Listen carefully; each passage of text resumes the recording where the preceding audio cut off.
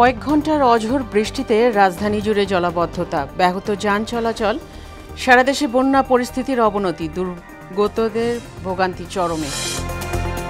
কোটার সংস্কার দাবিতে অনড় শিক্ষার্থীদের একাংশ, বিকেলে বিভিন্ন বিশ্ববিদ্যালয়ে বিক্ষোভ সমাবেশ। বরগুনায় গ্রামীণ জনপদের বেশিরভাগ সড়কেই বেহাল, দীর্ঘদিন সংস্কার না হওয়ায় চলাচলে দুর্ভোগ, পদক্ষেপ নেই কর্তৃপক্ষের। এবং বৃষ্টি বন্যা আন্দোলনের অজুহাতে রাজধানীর কাঁচা বাজারে আগুন, ঊর্ধ্বমুখী সব সবজির দর ধরাছোঁয়ার বাইরে, মাছ, মাংস, ডিম।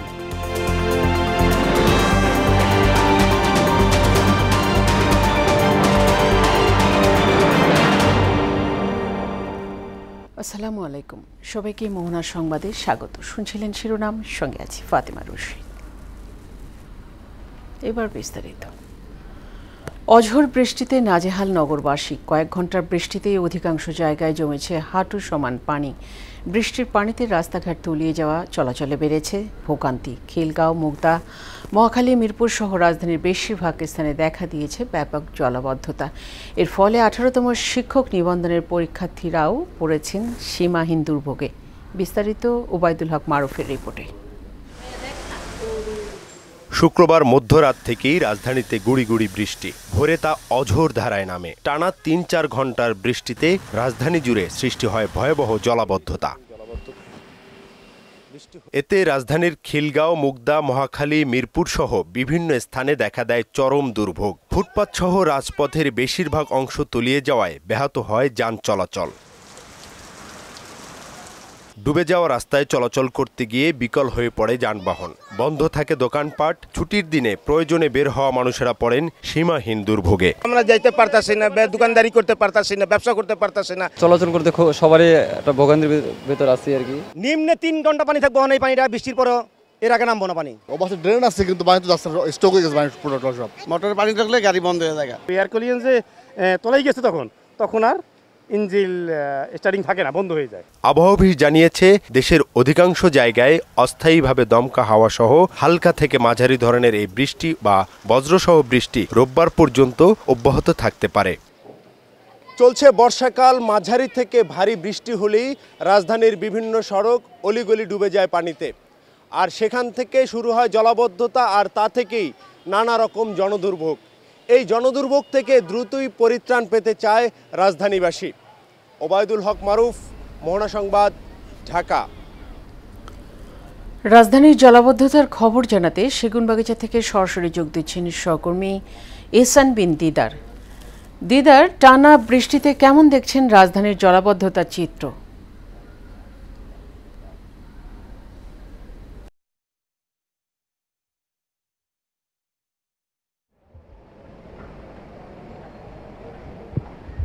ফাতেমা, আপনাকে ধন্যবাদ। আমরা এখন আছি সেগুনবাগিচা এলাকায়। সকাল 7টা থেকে কিন্তু মুষলধারে বৃষ্টি শুরু হয়েছে। এখন বৃষ্টি একটু কমেছে, কিন্তু বৃষ্টি কমলেও এখন পর্যন্ত বৃষ্টির কারণে আমরা দেখাতে চাই যে অনেক জায়গাতেই জলাবদ্ধতা হয়েছে। আপনি জানেন, অলরেডি জানানো হয়েছে বিভিন্ন জায়গা থেকে। আমরা দেখেছি রাজধানীর অনেক গুরুত্বপূর্ণ সড়কে কিন্তু কোমর থেকে হাঁটু সমান পানি জমে গেছে। একই সঙ্গে বিভিন্ন জায়গায় গাড়ি বিকল হয়ে মারাত্মক রকমের কিন্তু ভোগান্তির সৃষ্টি হয়েছে।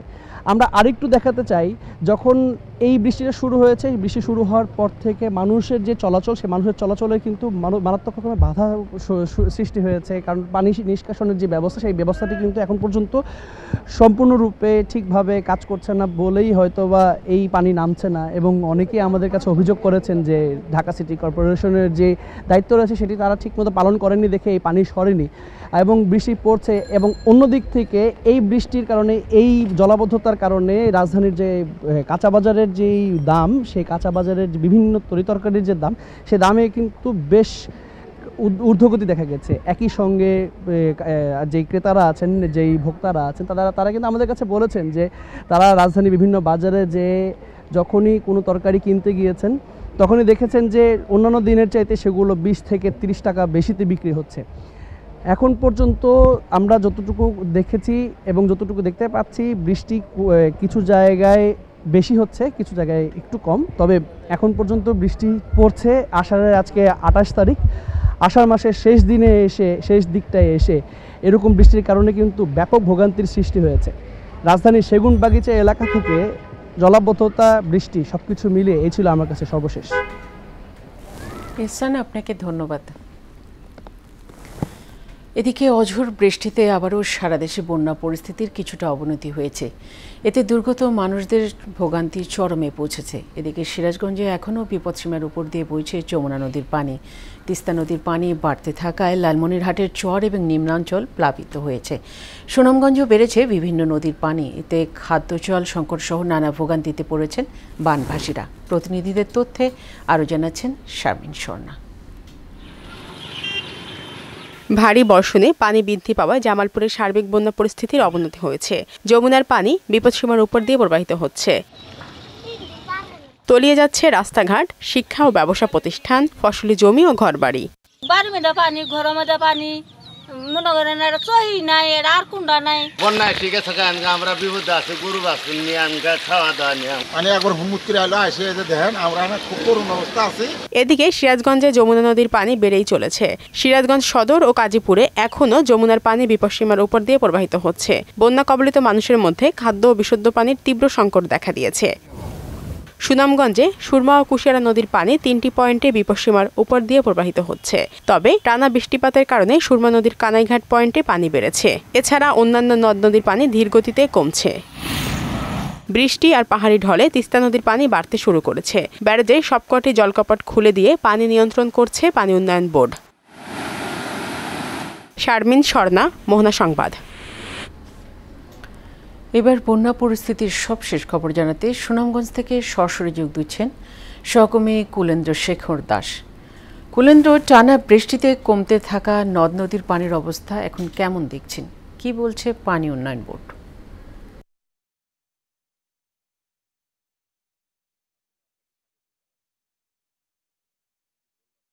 কথাটা বলি, গত 15 থেকে 20 দিনের ব্যবধানে কিন্তু তৃতীয় দফা সুনামগঞ্জের মানুষ কিন্তু এই বন্যার মুখোমুখি হচ্ছেন।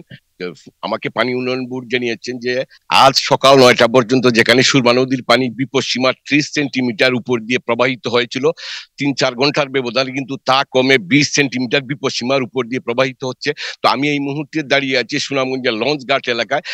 তা আমি আপনার মাধ্যমে একটু দর্শকদের দেখানোর চেষ্টা করছি যে আপনি নিশ্চয়ই লক্ষ্য করে থাকবেন যে 2 দফার বন্যায় কিন্তু সুনামগঞ্জের 9 লক্ষ মানুষ কিন্তু বন্যা কবলিত হয়েছিলেন। প্রায় লক্ষাধিক মানুষ কিন্তু ক্ষতিগ্রস্ত হয়েছিলেন। তো সুনামগঞ্জ জেলা এলজিডি নির্বাহী প্রকৌশলী আনোয়ার হোসেন আমাকে জানিয়েছেন যে ইতিমধ্যে দ্বিতীয় দফা এবং প্রথম দফার বন্যায় কিন্তু সুনামগঞ্জ জেলার 12টি উপজেলার প্রায় 500 কিলোমিটার গ্রামীণ সড়ক, যেটা পাকা সড়ক, যেটা পুরোপুরি ধ্বংস হয়ে গেছে, যার ক্ষতির পরিমাণ হবে 925 কোটি টাকার। ইতিমধ্যে কিন্তু সুনামগঞ্জের যে 100টি প্রাথমিক বিদ্যালয় কিন্তু পানিতে নিমজ্জিত হওয়ার ফলে কিন্তু পাঠদান কার্যক্রম ব্যাহত হয়েছে। ইতিমধ্যে আপনি নিশ্চয়ই জেনে থাকবেন যে সুনামগঞ্জের যে সুরমা, কুশিয়ারা, বৌলাই সহ চলতি নদীতে কিন্তু পানির বৃদ্ধি অব্যাহত রয়েছে। গত 24 ঘন্টায় কিন্তু 155 মিলিমিটার বৃষ্টিপাত রেকর্ড করা হয়েছে এবং সুনামগঞ্জের ভারতে ছেড়াপুঞ্জিতে কিন্তু 160 মিলিমিটার কিন্তু বৃষ্টিপাত রেকর্ড করা হয়েছিল। যে আপনি নিশ্চয়ই জেনে থাকবেন যে সুনামগঞ্জ জেলার 12টি উপজেলায় 8,000 পুকুর ডুবে কিন্তু 4,000 মেট্রিক টন পোনা মাছ কিন্তু হাওরে ভেসে গিয়েছিল, যার ক্ষতির পরিমাণটা হবে 72 কোটি টাকা। তো যদি সার্বিক অবস্থাটা বলি, এখন কিন্তু বৃষ্টিপাত একটু কম। তো আবহাওয়া অধিদপ্তর সূত্রে যেটা জানা যায় যে আগামী 48 ঘন্টা আরো বৃষ্টিপাত অব্যাহত থাকবে। তো ফাতেমা, এই ছিল এখন পর্যন্ত সুনামগঞ্জের সর্বশেষ বন্যা পরিস্থিতির আপডেট। ফাতেমা। কুলেন্দ্র, আপনাকে ধন্যবাদ। কোটা আন্দোলনের অংশ হিসেবে আজ শুক্রবারও কর্মসূচি চালিয়ে যাওয়ার ঘোষণা দিয়েছে বৈষম্য বিরোধী ছাত্র আন্দোলন। তবে ব্লকেডের বদলে আজ বিকেলে সারা দেশে বিশ্ববিদ্যালয় ক্যাম্পাসে বিক্ষোভ সমাবেশ ও মিছিল করবে সংগঠনটি। বৃহস্পতিবার দিন শেষে ব্রিফিংয়ে কর্মসূচি ঘোষণা করে আন্দোলনকারীরা।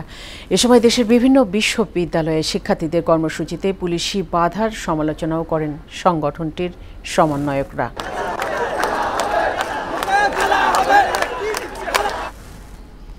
জীবন উৎসর্গ করে হলেও বেগম খালেদা জিয়াকে মুক্ত করার ঘোষণা দিয়েছেন ঢাকা মহানগর বিএনপির নবনির্বাচিত কমিটির নেতারা। মোহনা টেলিভিশনকে দেওয়া একান্ত সাক্ষাৎকারে ঢাকা মহানগর বিএনপির নেতারা জানান, দল তাদের উপর যে আস্থা এবং বিশ্বাস দায়িত্ব দিয়েছে তা শতভাগ পালন করবেন তারা। আরও জানাচ্ছেন হুমায়ুন কবির। গেল 7 জুলাই ঢাকা মহানগর উত্তর ও দক্ষিণ বিএনপির কমিটি ঘোষণা করে বিএনপি। যুবদলের সাবেক সভাপতি সাইফুল আলম নীরবকে আহ্বায়ক ও বিএনপির ক্রিয়া বিষয়ক সম্পাদক ফুটবলার আমিনুল হককে সদস্য সচিব করে ঢাকা মহানগর উত্তর বিএনপির 2 সদস্য বিশিষ্ট আংশিক কমিটি ঘোষণা করা হয়। একই সাথে রফিকুল আলম মজনুকে আহ্বায়ক ও তানবির আহমেদ রবিনকে সদস্য সচিব করে ঢাকা মহানগর দক্ষিণ বিএনপি কমিটি গঠন করা হয়। নতুন কমিটি বেগম খালেদা জিয়ার মুক্তির আন্দোলন নিয়ে কি ভাবছেন এমন প্রশ্ন ছিল ঢাকা মহানগর বিএনপি নেতাদের কাছে। দেশনেত্রী বেগম খালেদা জিয়াকে এই আওয়ামী সরকার, ফ্যাসিস্ট সরকার, তারা মিথ্যা মামলায় দীর্ঘ 6 বছর ধরে কারান্তরীণ অবস্থায় রেখেছে। আমরা সেই আমাদের প্রিয় নেত্রী মুক্তির দাবি করছি। এই কমিটির প্রথম কাজই হবে দেশনেত্রী বেগম খালেদা জিয়াকে মুক্ত করা, আর তার জন্য যে কোনো ধরনের আন্দোলন, যেভাবে আন্দোলন করলে বেগম জিয়াকে মুক্ত করা সম্ভব, তার জন্য আমরা প্রস্তুতি নিচ্ছি। দ্রুত সময়ের মধ্যে মহানগর ও থানা কমিটি গঠন করে বেগম জিয়ার মুক্তি সহ জনগণের অধিকার আদায়ের আন্দোলন জোরদার করা হবে বলেও জানান তারা। দল এবং দেশ ও জাতির স্বার্থকে গুরুত্ব দিয়ে আমরা একেবারে মাঠ পর্যায়ে যারা গত আন্দোলনের ভূমিকা রেখে ত্যাগী এবং সৎ নেতা কর্মীদেরকে অন্তর্ভুক্ত করে আমরা ইনশাআল্লাহ দেশনেত্রী বেগম খালেদা জিয়ার মুক্তির আন্দোলনে ভূমিকা রাখি।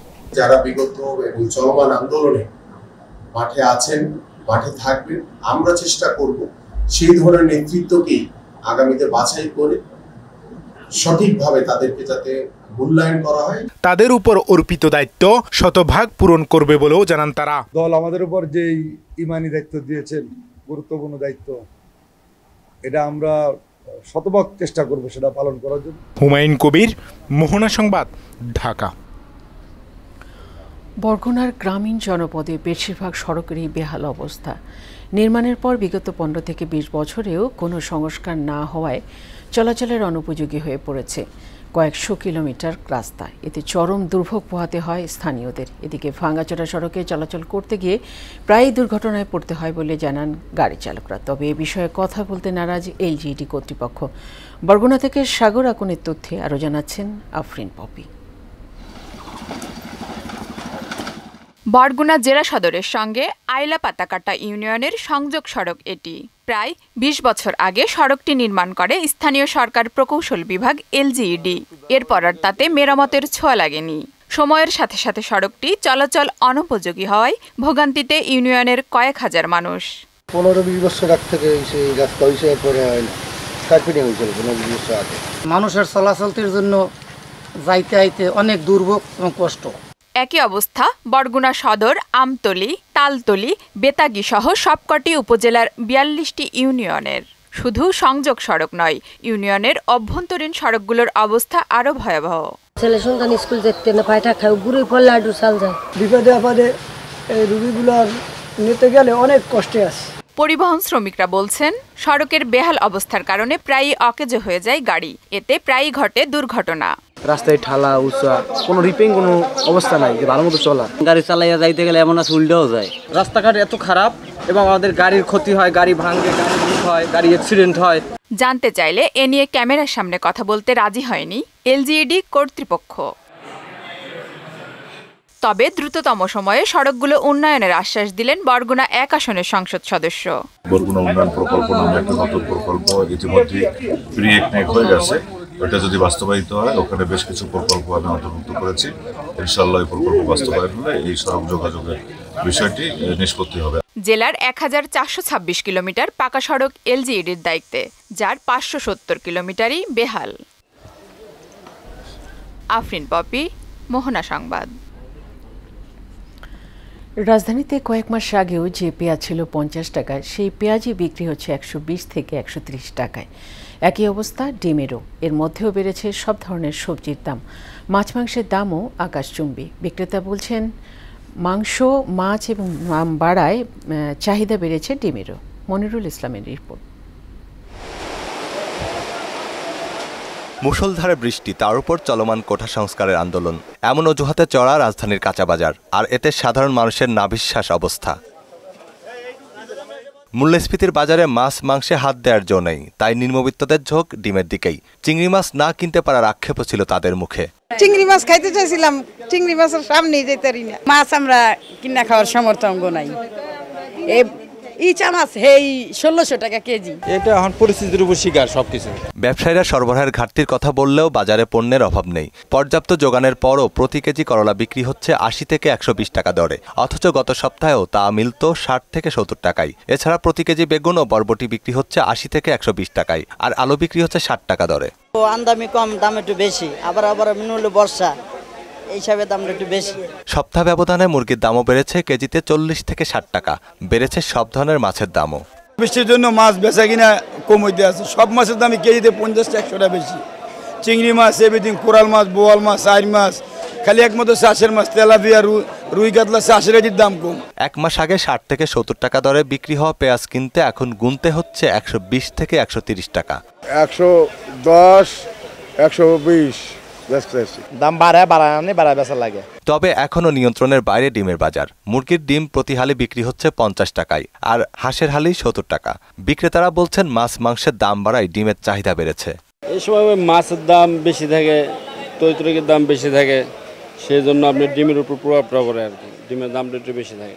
যেমন আগের সপ্তাহে হচ্ছে 1220, 1240, এবার কেউ আসতেছি 1080, 1100, 1120।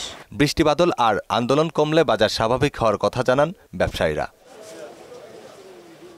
মনিরুল ইসলাম, মোহনার সংবাদ, ঢাকা। সড়ক দুর্ঘটনায় চট্টগ্রামে বগুড়ায় 8 জন নিহত হয়েছে। চট্টগ্রামের বোয়ালখালী উপজেলার মিলিটারি পুল সংলগ্ন এলাকায় লবণ বোঝাই ট্রাকের চাপায় মা ছেলেসহ সিএনজি চালিত অটোরিকশার 4 যাত্রী নিহত হয়েছেন। বৃহস্পতিবার রাতে এই দুর্ঘটনা ঘটে। অটোরিকশাটি পটিয়া বাদামতল থেকে যাত্রী নিয়ে বোয়ালখালীর ফুলতলার দিকে যাচ্ছিল। পুলিশ জানায় লবণ বোঝাই একটি ট্রাকের ধাক্কায় অটোরিকশাটি ডুমড়ে মুচড়ে যায়। এতে নিহত হয় অটোরিকশায় থাকা মা ছেলে ও অটোরিকশার 4 চালক সহ 4 জন। এদিকে বগুড়ার শেরপুরের ট্রাক চাপায় সিএনজিতে থাকা একই পরিবারের 3 জন সহ মোট 4 জনের মৃত্যু হয়েছে। এ সময় আহত হয়েছেন আরও 2 জন। তাদের অবস্থাও আশঙ্কাজনক। বৃহস্পতিবার সন্ধ্যায় উপজেলার ধর্মকম এলাকায় ঢাকা বগুড়া মহাসড়কে এ ঘটনা ঘটে। শেষ করব মোহনার সংবাদ, যাওয়ার আগে শিরোনামগুলো আরও একবার।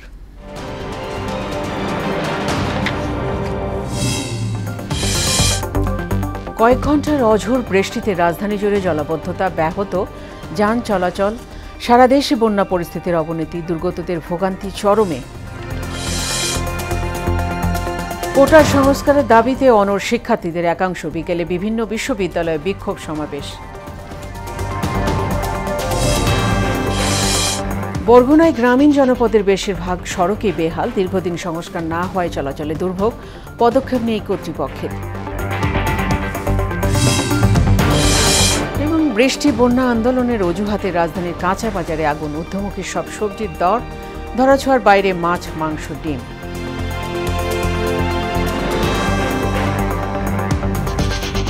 এই ছিল মোহনার সংবাদে। পরবর্তী সংবাদ বিকেল 5:30টায়। এর আগে সংবাদ এক নজরে দেখবেন বিকেল 3টায়। মোহনার সবশেষ খবর জানতে ভিজিট করুন www.mohana.tv। সংবাদ দেখতে পারেন ফেসবুক ও ইউটিউবে। এতক্ষণ সঙ্গে থাকার জন্য সবাইকে ধন্যবাদ।